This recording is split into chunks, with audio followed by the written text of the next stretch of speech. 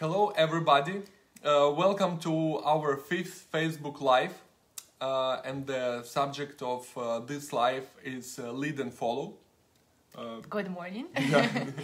We are waiting as always for everybody to connect, so we'll take just few minutes. As people are connecting, we will do our sound check, make sure everybody hears us well, and then we are going to start. Yeah. So guys, hi, thank you for joining. We have this live on Facebook and Instagram as always. We try to cover as many platforms as possible. Please join us and comment where are you watching from. Yeah. Thank you so much for connecting. Thank you for joining us again. We are very happy to see people coming back, some familiar names and faces. Good morning. We're Hi, waiting Tricia. again for everybody who just connected. We're waiting another 5, 7, 10 minutes for everybody to join, and then we're going to start our lecture. Yeah, before the actual lecture. But let's chat a little bit. Hi from New Jersey. Hello, we are in sunny California. It is almost 10 a.m. here, and it is Andrei says Vyshgorod. Vyshgorod. This is in Ukraine. Hi, Andrei. It is a first Sunday that we are home in a little while, right? Mm-hmm. We had quite a few intense weeks, competing and traveling quite a bit. So it is very nice to be back home, and finally we have a Sunday free to make it happen, to make this live happen. We did try to schedule it every month before that, but June was pretty intense, so we're happy we're back here with you in July. Hello, Natasha from Sarasota. We will see you very soon, just Beautiful. In a few days. Beautiful. So guys, as you're connecting, please type plus if you hear us well, minus if you don't hear us well, and heart if you really like us. Oh my God. Lviv, all right. Lviv is in Ukraine, beautiful city. We really want to go to Lviv, actually. We didn't have a chance to in many, many years. I was there only once when I was a kid. Really want to travel to this beautiful Wherever, city. guys, you are from, you have to visit Lviv, because it's really, really beautiful. Yeah, highly recommend. So, guys, we don't see pluses and minuses. Okay, all thank right. you, Jerry. Hopefully the connection is good, so we can smoothly transition into our lecture. I guess if you're sending us hearts, it means you like us and also you can hear us, which is great. All right, sounds great. So today we are going to discuss lead and follow, obviously in standard, right? If you're a standard dancer or a smooth dancer or maybe a Latin dancer, let us know in the comments as well, so we know our audience a little bit as well. What we really like, guys, about our lives is that we can interact with you. And all your questions are greatly appreciated. You are a very good, very active audience, so we really appreciate you. So the more questions you ask, or just the more information you share with us during the live, the more the better. And we really appreciate your feedback. Yeah, the more helpful we can be to you as well, because we can obviously answer some questions right away here during the live. And today as well, we will have a couple of minutes in the end. We have questions to answer those, sure, as we always do. Who knows, maybe we'll get some good ideas from you guys today. I mean, we obviously prepared for this live for a very long time, but also, recently, just specifically for the live. And maybe we are missing something out for this lead and follow subject. So if you can give us a hint, that would be great too. Maybe we'll learn something as well. Hello from New Jersey. So we have standard dancers, we have smooth dancers here as well. I know for sure we have quite a few standard dancers as well, just from the names. Some people texted us they are not able to participate in live. But they will watch it on the YouTube later on, or maybe on our website. So we would like to send them hi and hello as well. Yes, thank you so much, guys. And again, yeah, we are recording this and we are posting this right after to our Facebook.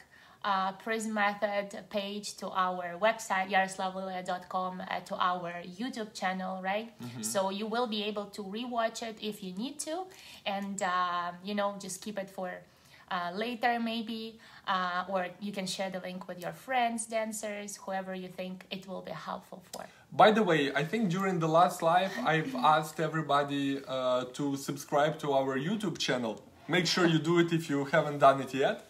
And really something amazing happened since then, because we had like maybe 100 subscribers. But then after that live, people started to subscribe more, and I guess quite actively, this algorithm, YouTube algorithm, which is a mystery to everybody, worked well. And now we have like 20 something subscribers, which is really good, because honestly we had zero expectations. And seems like people like our videos, our syllabus videos, and last live had a lot of views as well. So thank you very much for your participation, for your help. Yeah, and reminding you, we do have quite a lot of basic routines there on YouTube or on our website, whichever is more convenient for you to watch. Please feel free to steal those choreographies. They are there for you. A lot of basic combinations with all the names and rhythms choreographed for you, by us. We're happy to share this with you. And sorry guys, we were not able to make it in June for the live. We were really busy. We were actually busy organizing Pro-Am competition in Kiev, Ukraine. So co-organizing. I would like to take this time maybe to tell you a little bit more about it. As you have heard, or maybe not, Pro-Am is developing rapidly in Ukraine, and we have a This is where we are from. Yeah, we are from Kiev, Ukraine. So we have very experienced team of co-organizers, and we came with this idea to do Pro-Am competition in Ukraine, because so far there were not many competitions in Pro-Am in Ukraine, but a lot of different parties. And I think they are doing a really good job with the parties, but I think it's time for students to start competing against each other. Again, the level of dancing in general in Ukraine is very high. And of course, there are all the signs for Pro-Am to be well developed in a short period of time. So our competition took place on June 6th. It was in Kiev, Ukraine. The venue was the event hall of one of the golf clubs. It was basically in the city center, like 10 minutes drive from the city center. And we are very proud of it. The turnout was really good. We were sold out for the evening session. One of our ideas was to promote, of course, Pro-Am in Ukraine, but also American Smooth and syllabus system. Syllabus system not just for American Smooth, but in general, because we believe that that's the way of people to learn and to teach things. From more simple to more difficult, and this is what syllabus system is all about. And for that reason, we've done the team match in Pro-Am. So team match is where people are competing against each other, but in teams. And we had 4 very strong teams. They were competing in 3 styles: standard, Latin, and smooth.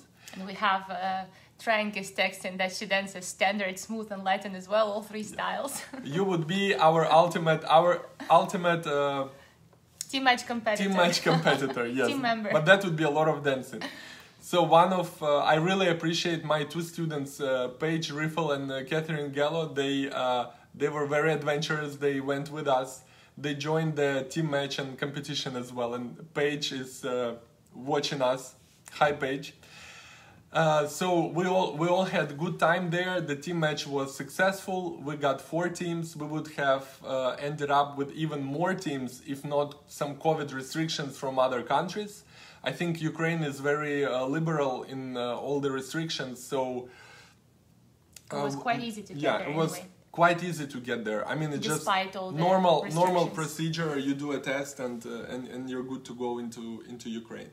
So we are looking forward to actually our next year and the dates, we will announce the dates of the competition very soon, but most likely it's going to be second weekend of June 2022, and it's going to be, we hope, same location. We are working to have the same location. Right. Yeah. All right. Okay, that Should was we a transition? short advertisement. Okay, guys, so you can hear us well, right? Let's start. Happy, yeah. Let's start our live again. This is our 5th Facebook Live. 4 other lives you can find pre-recorded on our YouTube channel and Website. on our website, IaroslavLiliia.com. We choose the subject of this live, lead and follow, for different reasons. I don't know if you would like to. Sure, yeah. So this is something that is very popular for us to hear, very, very common for us to hear from our students. Lead and follow, how do I follow better? Or how do I lead better? This is super popular, and in a way it's a little bit of a cliche, if you agree with me. The Yes. lead and follow combination of words, right? My favorite cliche lead and follow is just, well, I will not think about anything, I will just follow. This is what I hear From many sometimes students. from students. Especially ladies students, they want to just, get into the arms of the partner and just forget about everything and be able to follow smoothly and beautifully, which is great.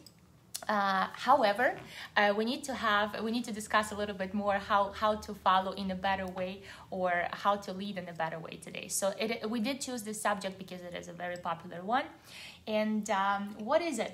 What is the lead and follow? I'm sorry, Lilia. It can create a lot of troubles. If misunderstood, it can create a lot of tension between partners, I would say. So sometimes we get into the fight even because of that subject. And of course, we would like to solve this mystery of leading and following. And avoid the fighting. Yeah. Of course, we all have different perception of life in general.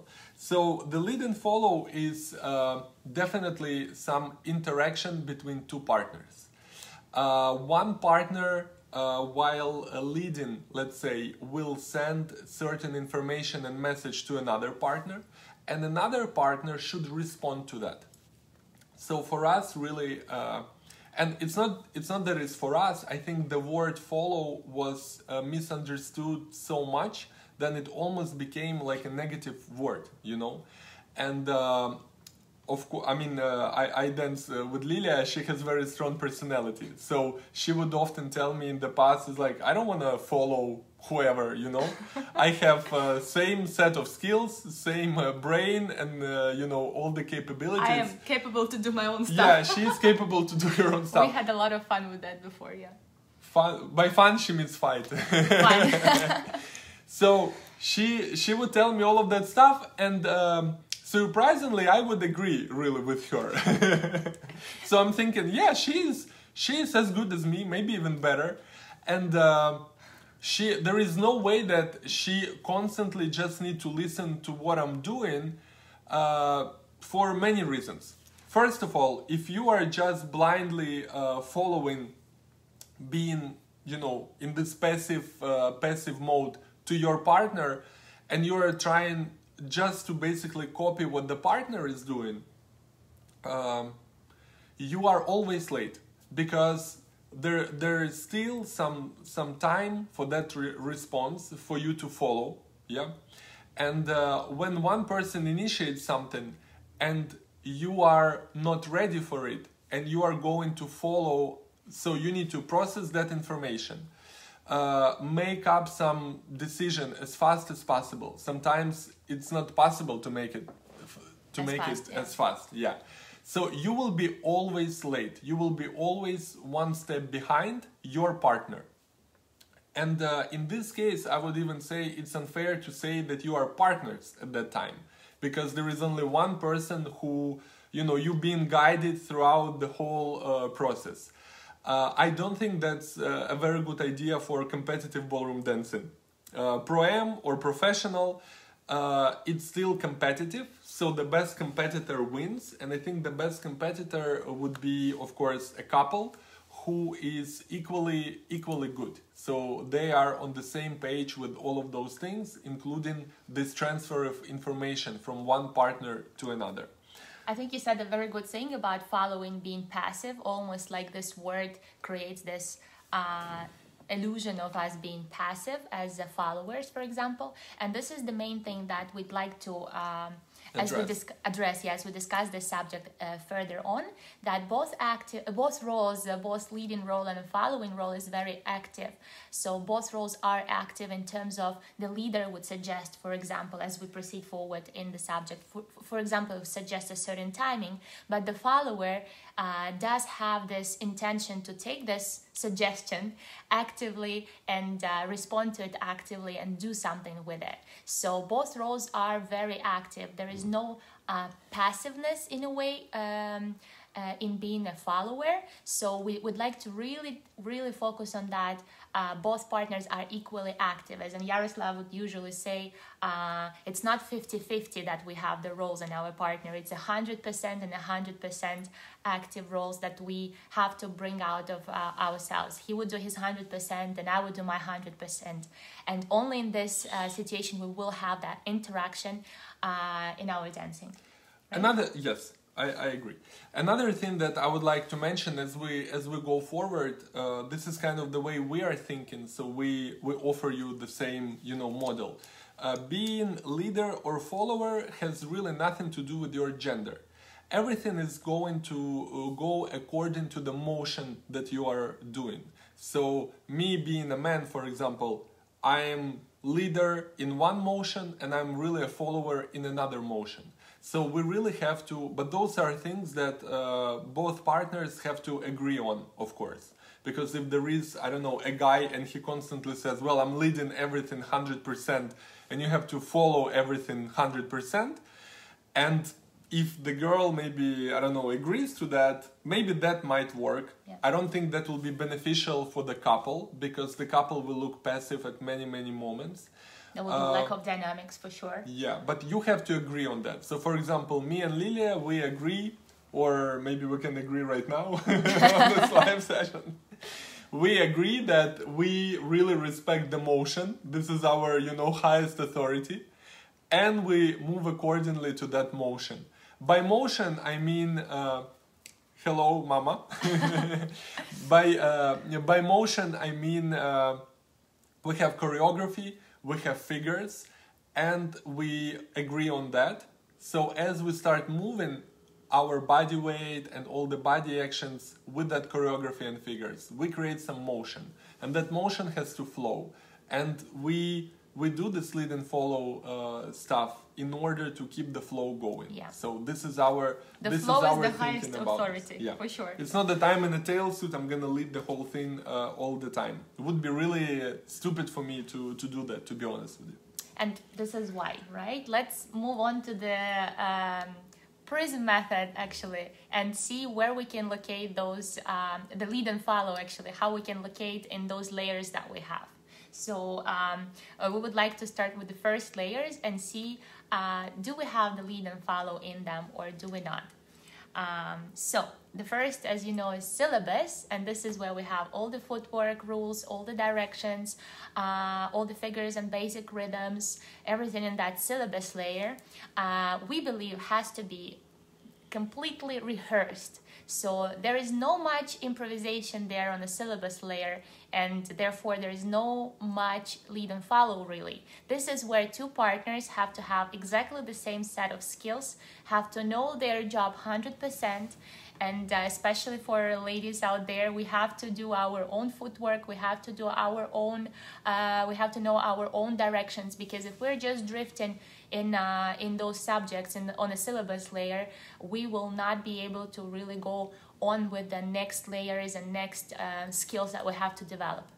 So on the syllabus layer, I would say there is some lead and follow, but it's definitely not our main focus on syllabus layer. So we spoke with Liliia and we agreed before this live that on syllabus layer, as well as posture and mechanics, the lead and follow is used in a manner of synchronization. So we just have to synchronize our movements. And again, the synchronization happens because we respect the same rules. like tempo, timing, directions, and all of the things that you learn in syllabus. Rise and fall, for Yeah. example. Yeah. So we are not doing on the syllabus layer the lead and follow for improvisation, for improvisation. We don't want to improvise on syllabus. If we are doing closed silver, I would say that to go to the musicality layer and have all have all the accelerations, deceleration, different rhythms, it can play a very dangerous joke with you. Because all the couples will stay on time in silver and you will be going in and out of tempo. Really, we do not recommend you to do that. Stick to the tempo, do all the rules, and just stay on time and do all the actions correctly. So there's gonna be some sense of lead and follow, but only to synchronize all the motions between the partners. As for example, when to start. For example, if we take a frame and we are ready to do our basic routine, of course there will be a lead or an initiation of a movement from a partner of when to start. For example, when do we start to do that preparation step? But from there on, I really suggest that we both do our job simultaneously, right? Mm-hmm. And it's very much synchronized and very well rehearsed. Yes. So on the syllabus layer, really 100%, we're both doing our job individually. I think you guys will hear well rehearsed many times during this live from now on. So that's one of the phrases to remember. Then we go to posture layer of Prism Method. So again, this is only to synchronize still on those levels. Now posture layer really it's just about your body alignment, but what is really important to learn when you're doing the posture layer is 5 connection points. Because later on, when we need our lead and follow to do some improvisation, so-called, we are leading everything and we are following everything through those 5 connection points. So here is actually a very physically pronounced area in our body where the lead and follow happens. All this mystery is happening. It's not a mystery anymore. Now we can really touch it. Yeah. So it's tangible. 5 connection points. We've been talking about those connection points in our other lives. I think we had the last live from the studio, and this is where we were literally showing those connection points. You can always check out our posture course. The whole video, 30 minutes, only about connection points. So everything happens through connection points. If I have to lead Liliia to whatever, she will feel that I'm doing it through my hands, through my body, and she will respond through the hands and through the body. This is where all this communication and all the responses are happening. Right, but in terms of posture and vertical alignment, again, I would like to mention that we do have to know this individually, and there is absolutely no way we can follow, let's say, our partner or rely on him to put us in some vertical alignment position, right? Yeah. So we do have to know our own job and we have to stick to it. Vertical alignment, poise, our frame, what we do with our hands and arms. This is absolutely, again, individual work. We will not be able to improvise and follow our partner into some musicality improvisations or direction changes later on if we do not know our posture. So again, this is 100% responsibility, 100% responsibility of our own bodies.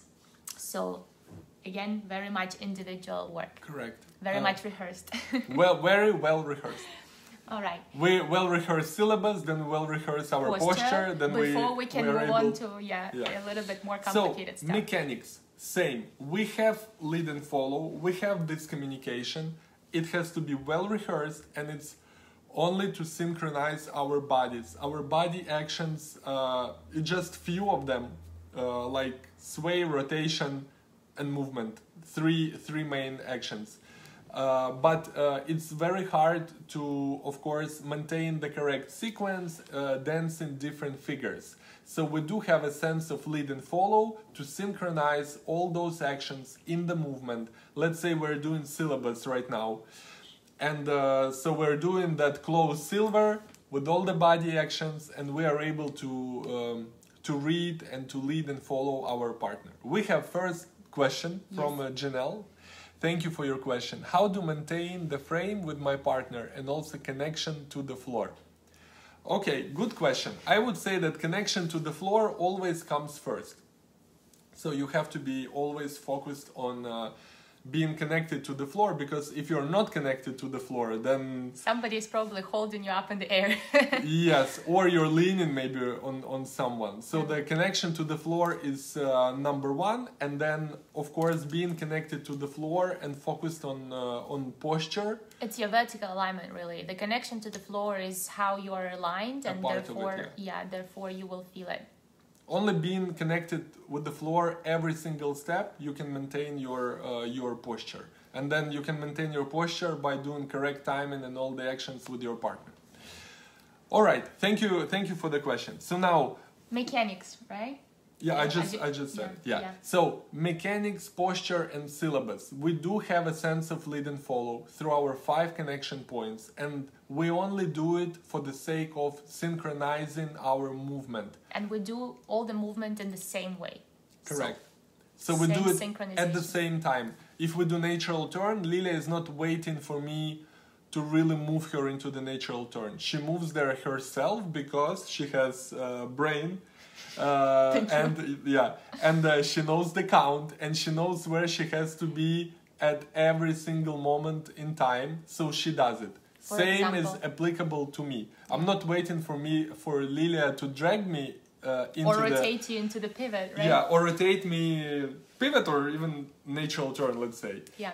I am doing it myself, but we are doing it in synchronized way, and this is where lead and follow is for those 3 layers of Prism Method. In the very beginning, yeah. All right, moving on. Now we are entering the lead interesting area. Yeah, the interesting area. Again, you guys know probably by now that our methodology of teaching was created to bring more clarity to the process of learning or of teaching. The clarity, I think, clarity is very important, and we misunderstand many things while teaching and learning because it's just very, the information is very blurry. I gave you numerous examples in the past where someone would teach me dynamics claiming it's mechanics. So the more lessons I got, the more confused I used to be. As soon as I realized that the information is great, but it's just not mechanics, it's dynamics, and I have this switch in my brain that I'm committed to that stuff as a dynamics, not as a mechanics, then it was really helpful to me. So therefore, very often I feel like people are claiming lead and follow for the improvisation part, but then they put in this improvisation part to the areas where we must not have any improvisation, like syllabus layer, or mechanics. How can you improvise in mechanics if you must rotate, in certain step of certain figure? If you must, you must. There's no way to... Please don't tell me that, today I'm not going to rotate, but I'm going to do something else. Because this is where you substitute technique. And my wife is very upset when she sees that. I can tell you that for sure. So we have a lot of jokes about those substitutions. Don't substitute things. Yeah. Don't substitute technique. If it's rotation, do rotation. Don't do anything else. And do rotation with correct body part. So now we're going into layer dynamics of Prism Method. And I think this is where we really have this lead and follow, and we have opportunity to have lead and follow and this interaction with each other in a way where we can create more improvisation rather than synchronization. Yeah. So again, if you remember, guys, I've mentioned maybe on our very first live, I said that dynamics is one of the layers where we already are masters of mechanics and other rules, and we can bend the rules a little bit or even break the rules sometimes. So same here. On the dynamics layer, you can really apply lead and follow in improvisation way, and you need to bend the rules. So yeah, on dynamics, this is where we interact with each other. So there are two things that will, on a dynamics level, will allow a great lead and follow. One is understanding of the inside and outside edge of the turn. And another one is understanding of the flow and how we redirect our bodies within the flow of the figure, or within the flow of the whole motion, let's say, of the whole wall, of the whole routine at the end of the day. So understanding the inside and outside edge of the turn, and understanding our interaction between each other, whose role, who has the certain role on the inside, the other partner has the certain role on the outside of the turn, will allow us to create more dynamics and will allow us to create more interaction in terms of lead and follow. For example, if we are, let's say, situated on the inside edge of the turn, we will be in a following mode, let's say, and whoever is on the outside edge of the turn is going to be in a leading mode as of setting of how much of turn we can make and how much of a therefore change of direction we can make through this figure. So this is where, for example, I don't know, either Iaroslav is going to turn more or turn less. This is where on the inside of the turn I will be monitoring him, and this is where every figure will turn out a little bit differently, and therefore we will have a little bit more of an improvisation, a little bit more of a surprise factor there as of how much we turn, with which speed we turn as well, because this is what we are going to monitor. And this is where the lead and follow, the real lead and follow, comes through. Correct. Now, two things I would like to point out from what have Liliia said. So being on inside or outside edge of the turn, again, has no gender. It doesn't mean that I will be leading everything during that step, because I'm not always on the outside edge of the turn as a guy. There is a moment in figure where I will be on the inside edge of the turn, and this is where I have to monitor Lilia's rotation. So again, we both have to agree on that. So this is no gender, just we agree on the motion. And number two, we both agree on the motion. So at the end of the day, we are doing this improvisation because we have our routine that we both choose to dance. And again, if we come back in time, she knows routine 100%, I know routine 100%. So even when we get to the improvisation part of lead and follow, in our dynamics layer, there is still very strong foundation and a lot of knowledge from both of us of the step itself, of the figure itself. Only based on that knowledge we can let it go, and I don't know how many times I've done it already. Sorry guys. We can let it go and, for example, experiment or improvise with the amount of turn, with the speed, with the distance as well. So this is the boundaries then that we can bend. Yeah, this is of course one of the examples. We both will have inside and outside edge of the turn on specific figure at some point of time. So at some point of time we both will be leading and we both will be following in a way. And sometimes we are really switching those roles quite rapidly, actually. Within one figure, we can be switching from him to me, from inside to outside edge of the turn quite fast. So this is what makes it very exciting as well, and what creates a lot of centripetal force, of course, creates a lot of speed, a lot of dynamics. So this awareness of inside, outside of the turn is really big in terms of lead and follow and in terms of creating dynamics. All right, guys. Now, what can be the factors for us to change? Because we can also say that if we do 5 times the same figure, like during the practice, and we have same conditions, we are in the empty ballroom, it's going to be the same figure over and over again. So where is this spark can come from, when we do the lead and follow? There are few factors here that can influence. One of the factors is when we are competing, we have to avoid traffic sometimes, so we can underturn or sometimes overturn figures, and this is where this improvisation kicks in, and two partners have to trust each other. Whoever is on the outside edge of the turn, I would say, would be leading, and inside edge of the turn would be following. And based on that floor craft situation, this is where we have to bend the rules and find other possibilities to move in space. Another factor could be, other than floor craft, position in the room. Things like, even when we do a dance that I'm sure everybody does, Venus waltz, and the Venus waltz is very simple if you think about it, it's just natural and reverse turns. But the natural turn in the middle of the long side and natural turn and in the corner of the ballroom, I hope you will agree with me, those are two different natural turns, because one would have more amount of rotation. Again, we're talking about dynamics right now, we're not talking about syllabus. So we are moving in space our two bodies in relation to each other. So thinking about that, I can tell you that those two natural turns would be different with the amount of rotation, I would say amount of intensity, how much movement I can even, really release my body weight. It will be much more easy and even pace on the long side, and it will be more tricky and delicate when we are cutting the corner with that natural turn. Or reverse turn, it will be easier on the long side and it will be much more intense when we're cutting the corner. Type plus if you understand what I'm talking about, because I have a feeling Iaroslav went very deep. Yeah, I have a feeling I went too deep into it.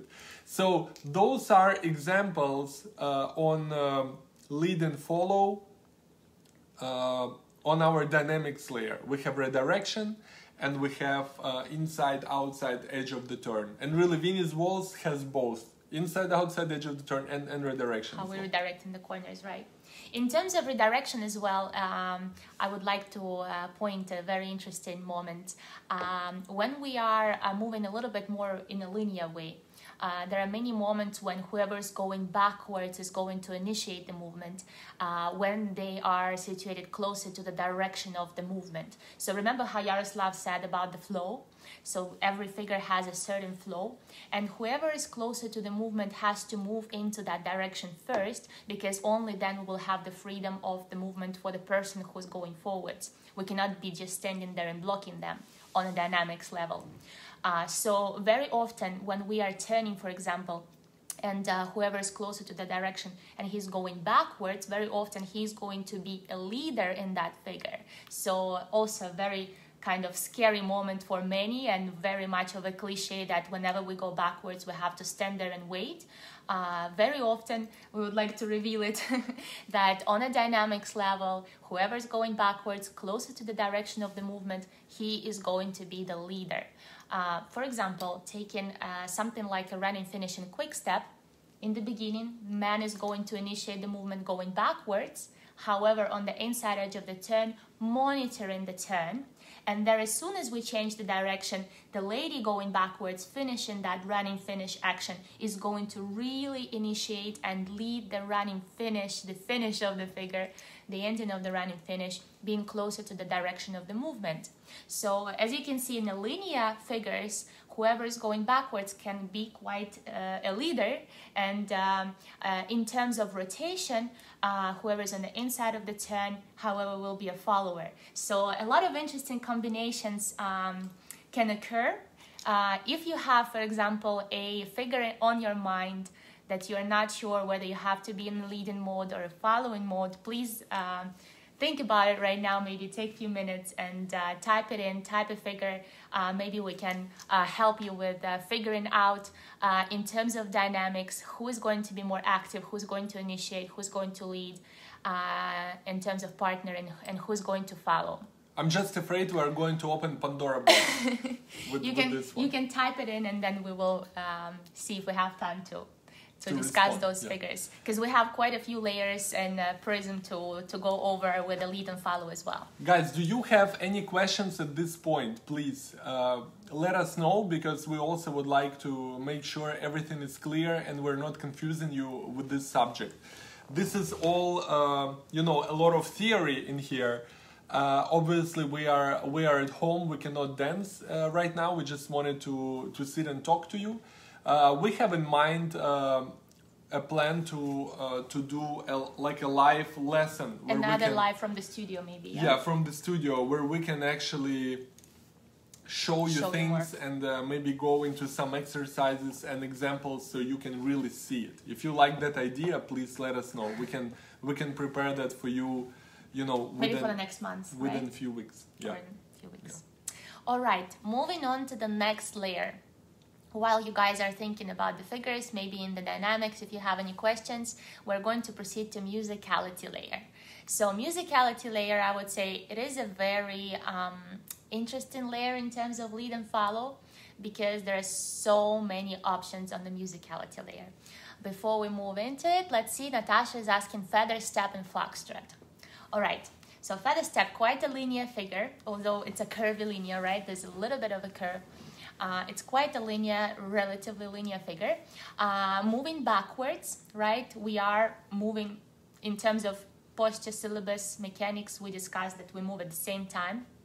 Moving backwards, we do not have a lot of dynamics in the beginning, especially if it is the first figure of your routine, especially if you don't have any momentum going on yet.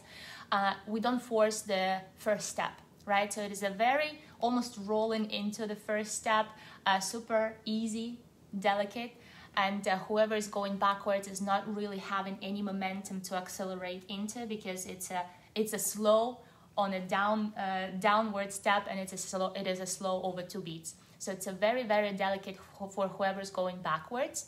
No much rotation, because we don't need to change the direction. A subtle shoulder lead, and again, the leader is the partner here, the man who is going forwards, and he's going to create a subtle shoulder lead that we are going to monitor on the way back. And it's a very delicate figure overall for whoever's going backwards, for the ladies in this case, I would say. Again, we were talking yesterday with Lilia just before the live, and some things that really hit us is that very often we hear the word like drive.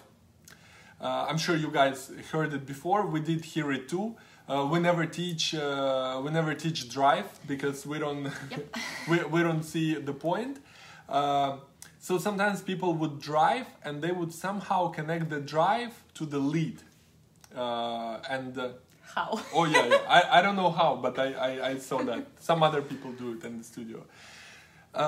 Just think about it. How can you drive, let's say, if we take feather step example that Natasha said, how can you drive the feather step and make one step more active or more important than other steps if you have the same tempo for the whole feather step? It's going to be the same speed. Of course, the size of the steps, the size is not the same, but really it's the same tempo. I always teach, and people who take lessons with me, they know. You just make up some speed in your mind for that tempo. So I would say like foxtrot would be 10 miles per hour, and you want to be 10 miles per hour the whole foxtrot, no matter what you're doing. Feather step, or 3 followays, bounce followay, weave, anything should be 10 miles per hour, simply because the tempo of the song is the same. We're not talking musicality tempo. Yet, right? It's just we haven't got to the musicality layer yet. So knowing those things, it will be much easier to lead, to follow, to respond to each other. This is like the core of the movement, right? Core movement is 10 miles per hour, and it's easier to listen to everybody, and you're not doing some crazy drives. And the problem with the drive is that you accelerate, then you need to decelerate. So then this is another killer. So we're ruining the core movement, right? So then when we do lead and follow, before Lilia starts musicality layer, we have mentioned today, and I really would like you to remember, that the lead and follow happens through our 5 connection points, and the response from the partner, if I begin to gamble with musicality, get out of trouble with the floor craft or anything like that, then one of the body actions that I will lead to Lilia will be definitely stronger than other body actions. It's okay to make one stronger here, because it has nothing to do with the core movement. Core motion is still 10 miles per hour, hopefully, if we're talking about foxtrot. But then maybe somewhere I will do stronger sway. So what is really important between partners is that another partner responds with the sway to sway. And not that I'm leading sway and then Lilia responds with rotation or with some strange fusion of sway and something else. If I lead rotation, she has to respond with rotation. And if I do rotation through the ribcage, she should do rotation through the ribcage, not from her feet or anything else. Yeah, this is where we synchronize that all on mechanics layer. Hopefully. Right, yeah. So then, again, you see how this foundation is very important to then be able to gamble with the dynamics. For example, when he does more sway, I have the same mechanics to be able to do more sway in order to create a different pattern of the routine. On the musicality layer, as Iaroslav says, connection points will play a huge role because this is where we're going to lead or read this leading information from the partner through. So in terms of musicality, I would say there will be one partner that will start the figure. For example, we would trust Iaroslav on that. He would, for example, start the figure and offer a certain rhythm if the rhythm is different from the basic rhythm. For example, if we take something like a chasse to the right and slow waltz. So chasse to the right, basic rhythm, 1, 2, and 3. Where on end we collect our feet together.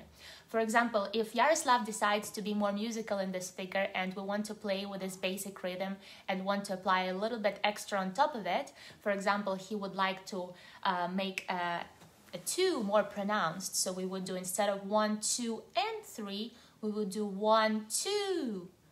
Or 1 and 2, yeah. So 1 and is going to be faster and the 2 is going to be longer. So we would accelerate in the very beginning to decelerate on 2 when we close our feet instead of syncopating the closure. So for example, he would play with that and I will only feel that different rhythm through the connection point because I will feel that his frame, his body is going to move faster into the first part of the figure. And of course, I will then have to be able to read it and mirror or follow that new rhythm from him. However, again, being a follower, as we already discussed, is not something passive. I can choose to completely mirror his musicality, his rhythm, and do exactly the same without anything on top of it. Or I can choose to, for example, embellish it and add an extra syncopation, for example, with a gesture. For example, I could turn my head and add another and, another syncopation on top of that 2 and, then go out 3. So this is how, and Iaroslav can then pick it up, look at me, do the same syncopation, react to my gesture, or just keep cool and keep his head to the left, for example, without that extra beat. So in this case, we create a lot of polyrhythm and we create a lot of different polyrhythm or different rhythms, yeah, that creates a polyrhythm. We create a lot of interesting options, a lot of different options for the simple chasse to the right. And again, it can be rehearsed or it can be an improvisation. It is totally up to you. It can be one round in this way, one round in another way, and in this way you can really interact with each other. You can really experiment with the different rhythms and give each other more excitement when you dance. So I think musicality layer, it is now very interesting how we can change the rhythms and therefore keep the excitement going and really improve that lead and follow skill. It's definitely very entertaining when you do it and when you dance with each other. I'm already excited. Yeah, I can tell. And I don't know if you guys have ever seen us dance or maybe us dance recently at those few competitions like in June and July, Millennium and Manhattan. So sometimes you can read some surprise on my face when we're dancing because I also have no idea how Lilia will react to certain lead, how she will respond. I would say 99% of times I like the response, so on my face it's a smile or something, yeah. Or sometimes when we finish our routine, when it's time to do a bow, I also am surprised with some of Lilia's reactions, responses, or how she wants to finish it. But we definitely need to give each other space and let another person, finish that stuff. A few things I would like. I'm sorry, I think I'm coming back a little bit Oh, actually, I'm not coming back. I will talk a little bit about performance Yeah, layer, that's the next one. which is the next layer after musicality. Hopefully musicality is more or less clear for you guys. Of course we could do numerous other examples, but I'm sure we're going to do more lives on musicality later on. Today we're a little bit contained with the subject of lead and follow. I would like to do a disclaimer here, okay? Oh my God. If you are closed syllabus student and you're watching us right now, first of all, thank you for watching. And then the disclaimer would be is that take this information as your next level, something you can be looking forward to learn. But please do not gamble with musicality or floorcraft or different things on dynamics layer right now. If you are a closed syllabus student, you have to take the lead and follow part to synchronize with your partner. That's it. Please do not gamble. How they say, like gamble responsibly or whatever, drink responsibly. Yeah. Focus on synchronization. Do not go into dynamics and everything like that. Take it as an entertainment video, half educational, and this is something for you to maybe rewatch when you go to open. As you learn, yeah. Yeah. This is really our opinion, because again, we don't want to open Pandora box with this video. Now, we are going to performance layer. So on performance layer, the huge thing is we are going to perform or to compete. So we are preparing ourselves for competition itself. So for the competition, how we can use the lead and follow, one of the things would be floorcraft.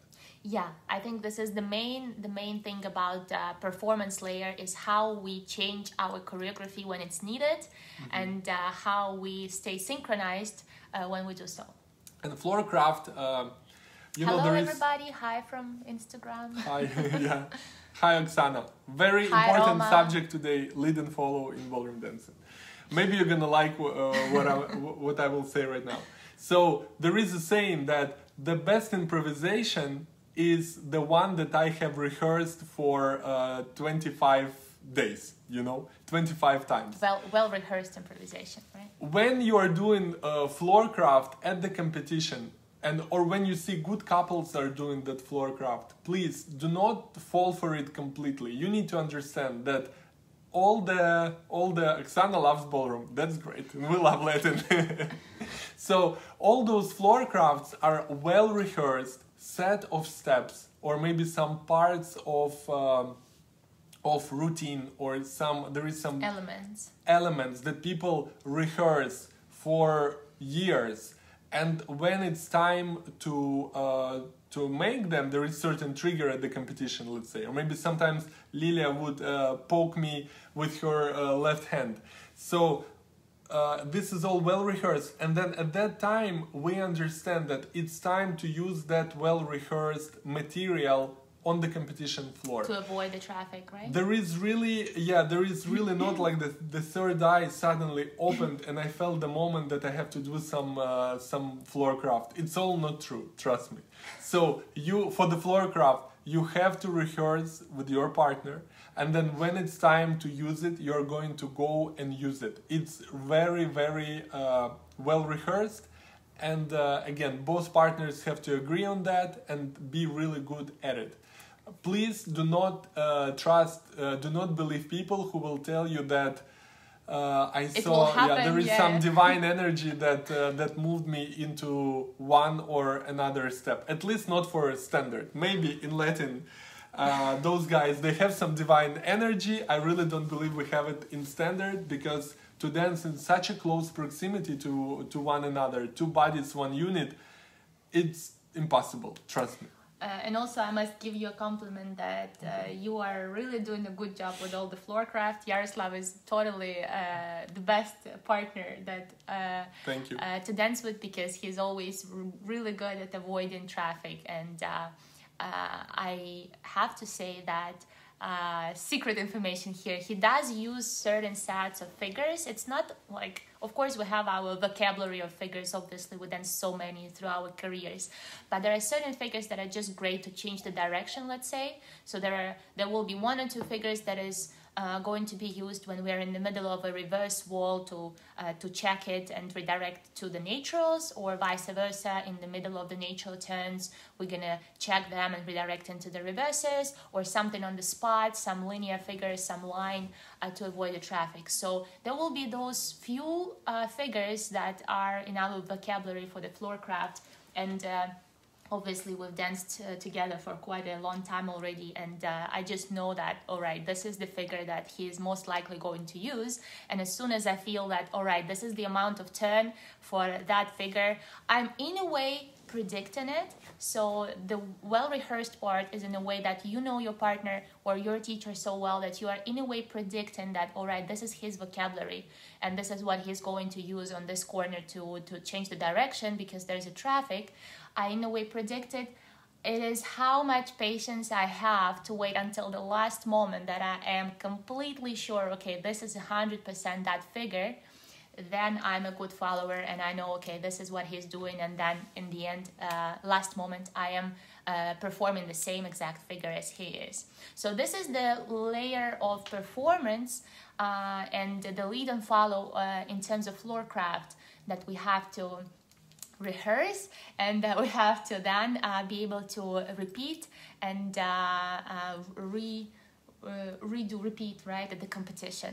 So the certain set of figures, the certain set of the certain vocabulary that we have, and of course it takes a lot of attention from the leader, from the man in this case, I would say, to really keep an eye on everything what's going on the floor. But this is more of a floor craft that is a little bit of a separate subject that we might discuss a little bit later. Lilia said prediction, and I'm thinking there is a third eye probably. There is some divine energy. Expectation, I would say. Not even prediction, but the expectation. I have a certain expectations, Iaroslav. They're very high. That you're going to do a certain figure, and therefore I know what's going on. So I'm not in the absolute, blur. Talking about prediction, I actually want to come back to musicality for a short time. To improve your musicality, you also have to have the skill of predicting the music. So I know it might sound a little bit confusing, but if you think about it, guys, those are all the same songs at least the same structure that have been playing for a very, very long time. So just by listening to the music and being able to predict it for like 2 seconds ahead, this will give you a lot of information and a lot of readiness for your body and mind. How can you get the most out of it? What's gonna happen in the next moment? Is it gonna be a pose in the music and you can strike something? 1, 2, 3, strike a pose. Yeah, for example. Or it's gonna have some pick up and flow even more with the music. So that prediction, this third eye divine energy, we can only have it in this case. Yeah, but also it is how many times you've heard that music, how many times, how much variety of music do you have also in your mind, right? How many different songs have you heard? So try also the suggestion, right? Don't practice to the same song. If you are a performer, if you are a competitive dancer, competitive student, try to build more of this musical vocabulary as well in your mind. Try to practice to different songs. Don't just do one song every time. Although you might love it, right? I know it might be more inspiring to do something to your favorite song. But if you're getting ready to a competition, listen to as many songs, practice, dance to as many songs as possible, because you will somewhere in your in the back of your mind you will already be remembering those the structure, those accents in the different songs, in the different music. So that's also very nice. Again, you see some kind of rehearsal that will make you more ready to the competition, for the competition. I actually, like inside information, we had those 2 competitions, Millennium and Manhattan, last month, and they played the same quick step song. So I was kind of also familiar with that song from before, and I knew that when the song finished, there was a strong accent and a rapid stop. So as we were finishing quick step in the first competition, Iaroslav was already spinning me out of the frame, and so it happened. So when the song finished, we also finished our bow, and it was a strong gesture as well from us. As the song finished, the bow finished. So that was kind of a great musical moment. Yeah. Also very inspiring, although it was the end of quick step already, so everything finished. But everything also is give us very a boost. inspiring at the end of quick step, fifth dance into the final. That I can But tell. when they played it at Manhattan as well, I was already by the end of the quick step. Actually, they finished it quite like late in the music. They play it longer just for the sake of that accent. So it's quite a long quick step, but I am dancing and I am already looking forward to that last moment to make the bow and to really hit that last accent. You know. So that was really a total prediction, right? Total preparation, because total prediction. First competition. That was an improvisation. 1 week earlier was just a coincidence, yes. an accident. Yes. And then second one, we already had that certain expectation. Totally, yeah. So this is where people would see us on the second competition. They would think, oh my God, those so guys musical, are yeah. so much musicality in here and divine energy. But we knew already about it from 1 week ago. So yeah. we told you all the secrets. Guys, we are coming almost to the end of this live. Thank you for staying with us. Thank you for staying with us so long. Do you have any questions? Please type in or just share with us your experience. How much you hear about lead and follow? Is it a focus during your lessons? Do you struggle with it at the competition? Maybe sometimes. Do you hear your partner complains about it? Please, we really would like to know your feedback. Right. Yes. Then while you are typing, we can tell you that we are really happy that we are able to go to dance real competitions again. We are very lucky here in US that we have this possibility. We feel really sorry for some other countries. They're not being able to return back to the dance competitions or just to normal life in general.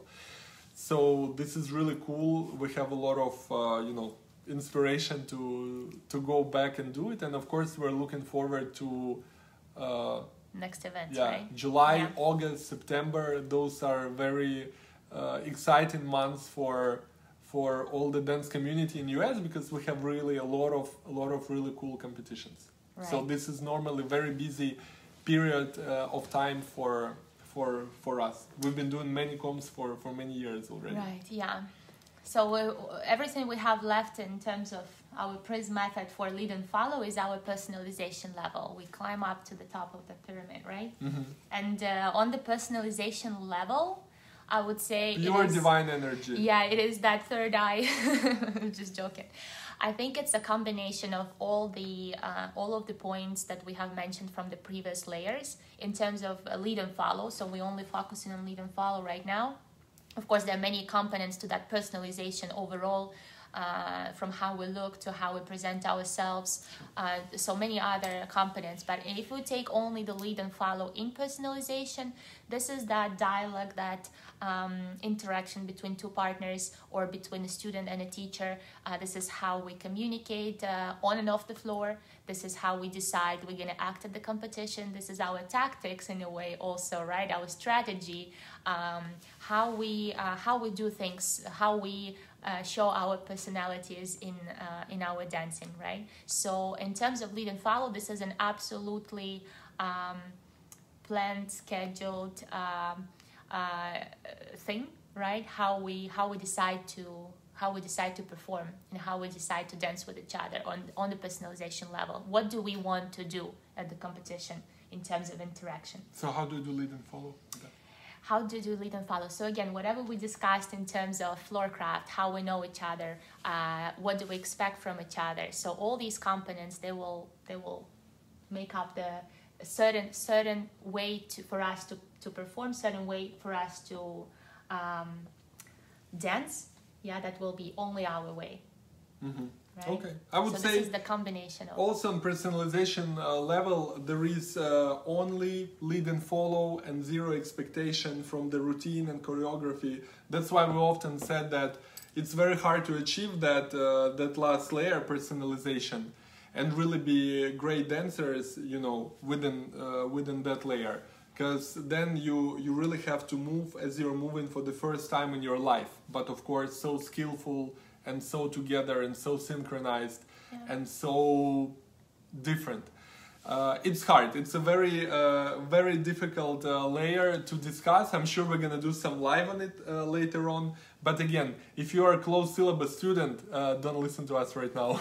we're talking about things that can easily confuse people. All right. Well, looks like no one has any problems with lead and follow, and we were really clear because not many questions.